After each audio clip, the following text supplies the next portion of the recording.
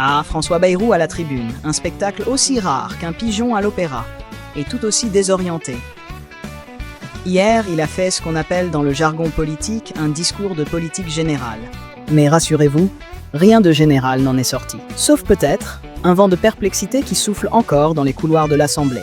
La réforme des retraites. Chantier éternel, François Bayrou nous annonce que la réforme des retraites est remise en chantier. Traduction. On ressort les plans, on casse 2-3 murs, et dans 6 mois, on aura une belle cathédrale de compromis branlants. Une fenêtre de tir est ouverte, dit-il. Probablement pour laisser passer les élus qui veulent fuir cette réunion avec les partenaires sociaux. Et puis, cerise sur le gâteau, une mission flash de la Cour des comptes. Flash. Comme un photomaton pour immortaliser notre tête consternée quand, faute d'accord, tout retombera sur l'éternel âge pivot. Proportionnel et cumul des mandats. Le grand recyclage. Ah, la proportionnelle, ce serpent de mer qui revient à chaque marée. François veut l'enraciner dans les territoires, mais sans expliquer comment, ni avec quelle pelle. Et le cumul des mandats, à peine supprimé, déjà ressuscité, comme un zombie affamé de pouvoir local, national.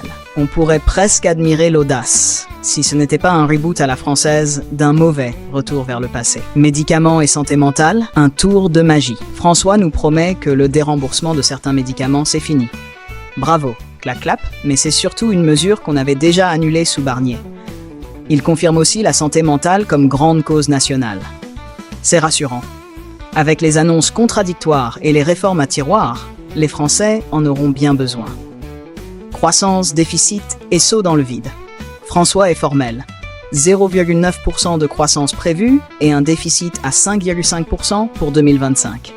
Entre les prévisions floues et les chiffres qui dansent la gigue, on a l'impression qu'il gère le budget comme un joueur de loto.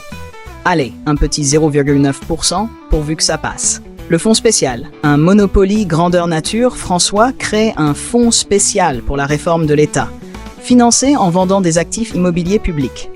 Alors là, c'est le jackpot. Vendre les bijoux de famille pour acheter des gadgets d'IA, c'est un peu comme vendre la Joconde pour s'acheter une trottinette électrique. La banque de la démocratie. Un concept au guichet.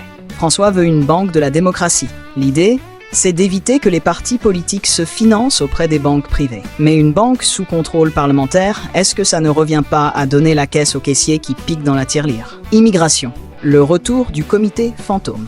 On réactive le comité interministériel de contrôle de l'immigration. Traduction.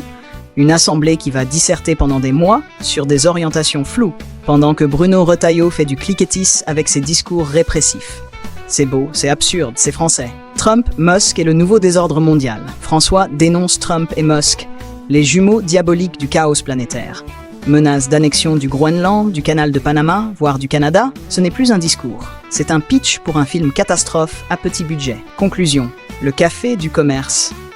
Version Assemblée François Bayrou nous livre un patchwork de promesses, d'idées recyclées et de concepts flous. Ce n'est plus un discours, c'est une foire à la brocante. Mais soyons justes.